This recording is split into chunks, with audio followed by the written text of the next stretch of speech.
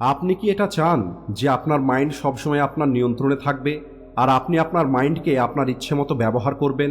তাহলে আজকের এই ভিডিওটিকে শেষ পর্যন্ত অবশ্যই দেখবেন, কারণ আজকের এই ভিডিওতে আমি আপনাদের ছোট্ট একটি গল্প বলবো। আর এই গল্পে আপনার জীবনের সঙ্গে যুক্ত কিছু রহস্য লুকিয়ে আছে যা আপনার জীবনে অনেক বেশি কাজে আসবে। আপনি ওই উপায়টা জানতে পারবেন যার ফলে আপনি আপনার মাইন্ডকে আপনার নিয়ন্ত্রণে রাখতে পারবেন। তো চলুন শুরু করা যাক। একবার একটি রাজার ঘোড়ার প্রতি অনেক ভালোবাসা ছিল, আর ওই রাজার কাছে 4টি জংলি ঘোড়া ছিল। রাজার যেহেতু ঘোড়া অনেক বেশি পছন্দ ছিল, এই কারণে রাজা চাইতো যে কেউ এই 4টি ঘোড়াকে ভালোভাবে ট্রেনিং দিক, যাতে রাজা ওই ঘোড়ার উপরে বসে ঘুরতে পারে। কিন্তু দুর্ভাগ্যজনকভাবে কোনো ট্রেনারই ওই জঙ্গলের ঘোড়াগুলোকে ট্রেনিং দিতে পারছিল না। যখনই কোনো ট্রেনার ওই ঘোড়াগুলোর উপরে চড়ার চেষ্টা করত, ওই ঘোড়া তাকে মাটিতে ফেলে দিত। এদিকে রাজার ওই 4টি ঘোড়া এত বেশি পছন্দের ছিল যে কোনো ট্রেনারকেই এই অনুমতি দেওয়া হতো না যে ওই ঘোড়াগুলোকে বশ করার জন্য তাদেরকে আঘাত করা হবে বা তাদেরকে মারা হবে। এরপরে রাজা তার সমগ্র রাজ্যে এই কথাটা ঘোষণা করে দেয় যে এই 4টি ঘোড়াকে ভালোভাবে ট্রেনিং দিতে পারবে তাকে 1000 স্বর্ণমুদ্রা পুরস্কার হিসাবে দেওয়া হবে। আর এই পুরস্কারের লোভে অনেক মানুষ ওই ঘোড়াগুলোকে ট্রেনিং করানোর জন্য আসে, কিন্তু প্রায় প্রত্যেকেই ওই ঘোড়ার উপর থেকে পড়ে গিয়ে কেউ নিজের হাত ভেঙে ফেলে, তো কেউ নিজের পা ভেঙে ফেলে। আর সবশেষে একটি যুবক ছেলে রাজার কাছে আসে আর রাজাকে বলে, মহারাজ, আমি আপনার এই 4টি জঙ্গলের ঘোড়াকে ট্রেনিং দিতে পারি, কিন্তু আমার দুটো শর্ত আছে। আর এটা শুনে রাজা একটু অবাক হয়, কিন্তু তারপরেও রাজা জিজ্ঞেস করে, বলো তোমার কি শর্ত আছে? তখন ওই ছেলেটি বলে, আমার প্রথম শর্ত হলো এই 4টি ঘোড়াকে ট্রেনিং দেওয়ার জন্য আমাকে 1 বছরের সময় দিতে হবে। আর আমার দ্বিতীয় শর্ত হলো আমাকে অনেক বড় একটি ময়দান দিতে হবে, যেখানে আমি এই 4টি ঘোড়ার সঙ্গেই থাকবো। আমি এই ঘোড়াগুলোর দেখাশোনা করব, এদেরকে খাবার খাওয়াবো, আর ময়দানের চারিদিকে প্রাচীর দিয়ে ঘেরা থাকতে হবে, যাতে কেউ ভিতরে এসে আমাকে বিরক্ত করতে না পারে। এরপরে রাজা ভাবে, যখন এই 4টি ঘোড়াকে ট্রেনিং দেবার জন্য আমি এত কিছু করে নিয়েছি, তাহলে এই ছেলেটির কথাও মেনে নিয়ে দেখি। এরপরে রাজা বলে, ঠিক আছে, তুমি কাল থেকেই চলে আসবে, তোমার সমস্ত শর্ত পূর্ণ করা হবে। এরপরে ছেলেটি তার কথা মতো আগামীকাল চলে আসে, আর ওই 4টি জঙ্গলের ঘোড়াকে একটি বড় ময়দানে নিয়ে গিয়ে 4টি ঘোড়াকে ছেড়ে দেয়।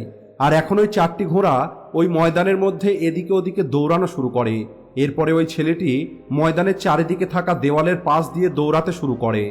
কিছুক্ষণ দৌড়ানোর পরে ছেলেটি ঘোড়াগুলোকে খাবার খাওয়ায়, জলপান করায়, নিজেও খাবার খায়, আর বিশ্রাম করার জন্য সেখানেই একটি গাছের নিচে ঘুমিয়ে পড়ে। এখনো পর্যন্ত ওই ঘোড়াগুলো ওই ময়দানের মধ্যে ছাড়াই ছিল, অর্থাৎ ওই ঘোড়াগুলোকে দড়ি দিয়ে বাঁধা হয়নি। সন্ধ্যের সময় যখন ছেলেটি ঘুম থেকে উঠে পড়ে আর পুনরায় ওই ময়দানের চারিদিকে থাকা দেওয়ালের পাশ দিয়ে দৌড়ানো শুরু করে, আর যখন ওই ছেলেটি দৌড়ে বেড়াতো তখন ঘোড়াগুলোও এদিকে ওদিকে ছুটে বেড়াতো। আর যখন রাত হয়ে যায় তখন ওই ছেলেটি পুনরায় ঘোড়াগুলোকে খাবার খাওয়ায়, জল খাওয়ায়, নিজেও খাবার খেয়ে নেয় এবং তারপরে ঘোড়াগুলোকে দড়ি দিয়ে বেঁধে দেয়। আর ছেলেটি ওই ঘোড়াগুলোর সঙ্গেই ঘুমিয়ে পড়ে। সকাল হবার পরে ছেলেটি দড়িগুলো খুলে দিয়ে ঘোড়াগুলোকে মুক্ত করে দেয়, আর ঘোড়াগুলো ময়দানের মধ্যে দৌড়াদৌড়ি শুরু করে। এটাই ওই ছেলেটির প্রতিদিনের কাজ হয়ে দাঁড়ায়।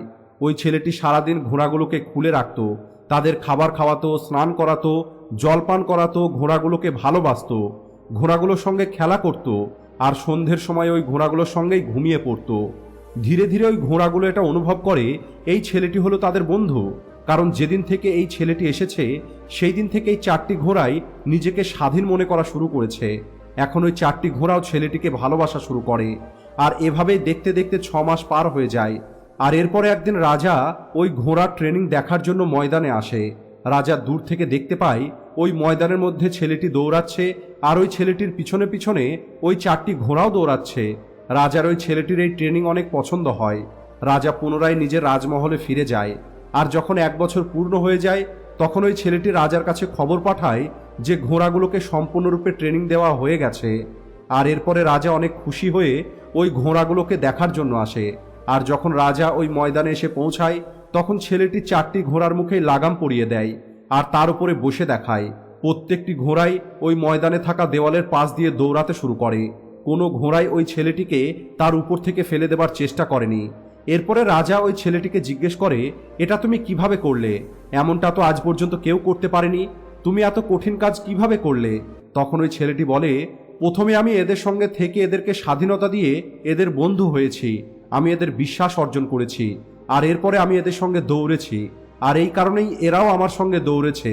আর আমি ধীরে ধীরে এদের পিঠের উপরে বোঝা রাখার চেষ্টা করেছি। শুরুর দিকে এরা সেটা ফেলে দিত, কিন্তু ধীরে ধীরে ওরা ওই বোঝা নিয়েই দৌড়ানো শুরু করে। এরপরে আমি এদের উপরে বসার চেষ্টা করি। যখন এরা চুপচাপ দাঁড়িয়ে থাকতো, কিছুক্ষণ আমি এদের উপরে বসে থাকার পরেই নিচে নেমে পড়তাম। আর যখন ঘোড়াগুলো আমাকে পিঠের উপরে বসানো শুরু করে, তখন আমি ওই ঘোড়ার পিঠে বসেই ঘোড়াগুলোকে দৌড়ানো শুরু করি। আর পরিণামটা এখন আপনার সামনে আছে। আর এখন রাজা এটা জেনে অনেক খুশি হয় যে তার ঘোড়াগুলো এখন ট্রেন হয়ে গেছে। আর এরপরে কথা মতো পুরস্কার হিসাবে ওই ছেলেটিকে 1000 স্বর্ণমুদ্র দেওয়া হয়। আর ওই ছেলেটিকে চিরদিনের মতো ওই ঘোড়াগুলোকে দেখাশোনা করার জন্য চাকরি দিয়ে দেওয়া হয়। বন্ধুরা, যদিও এটা একটি গল্প ছিল, আর আমি জানি এই গল্পটা আপনাদের অনেক ভালো লেগেছে, কিন্তু আমাদের এটা দেখতে হবে যে আমরা এই গল্প থেকে কি শিখতে পারলাম, এই গল্পটা আমাদের কি শিক্ষা দিল। তাহলে বলি, প্রতিটা মানুষের মধ্যেই এমনই 4টি ঘোড়া থাকে যা কোনো মানুষের নিয়ন্ত্রণে থাকে না। যেমন চিন্তার ঘোড়া, রাগের ঘোড়া, অহংকারের ঘোড়া, লোভের ঘোড়া। আর গল্পের মধ্যে যে ট্রেনার ছিল সেটা হলো আপনার ব্রেন, আপনার বুদ্ধি। আর এখন আপনাকে আপনার এই বুদ্ধি দিয়ে ওই 4টি ঘোড়াকে ট্রেন করতে হবে, যাতে এই 4টি জিনিস আপনার নিয়ন্ত্রণে থাকে। কিন্তু এর জন্য সবার প্রথমে আপনাকে এদের সঙ্গে বন্ধুত্ব করতে হবে। অর্থাৎ প্রথমে আপনাকে এই সব কিছুকে ভালোভাবে বুঝতে হবে, আর এরপরে আপনাকে সব কিছুতে লাগাম লাগাতে হবে।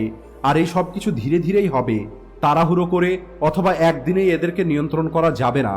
যেমন যদি আমরা সবার আগে কথা বলি দুশ্চিন্তার অথবা ওভার থিঙ্কিংয়ের, তাহলে বলি ওভার থিঙ্কিং করা কোনো সমস্যার সমাধান নয়, বরং যদি আপনার জীবনে কোনো সমস্যা চলে আসে তাহলে সেটাকে শান্ত হয়ে আপনাকে বোঝার চেষ্টা করতে হবে।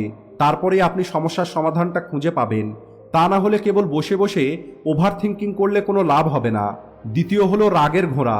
রাগ করার ফলে সামনের মানুষের লোকসান হোক অথবা না হোক, রাগের কারণে আপনার নিজের লোকসান অবশ্যই হবে।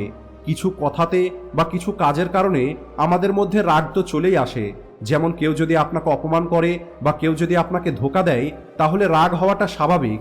কিন্তু কখন, কোথায় এবং কতটা রাগ করতে হবে, কখন করতে হবে এবং কখন করা যাবে না, কখন আমাদের রাগকে নিয়ন্ত্রণ করতে হবে এবং কিভাবে নিয়ন্ত্রণ করতে হবে, এই সব কিছু আপনার ট্রেনার অর্থাৎ আপনার বুদ্ধির সাহায্যে ওই রাগের ঘোড়াকে ধীরে ধীরে শেখাতে হবে।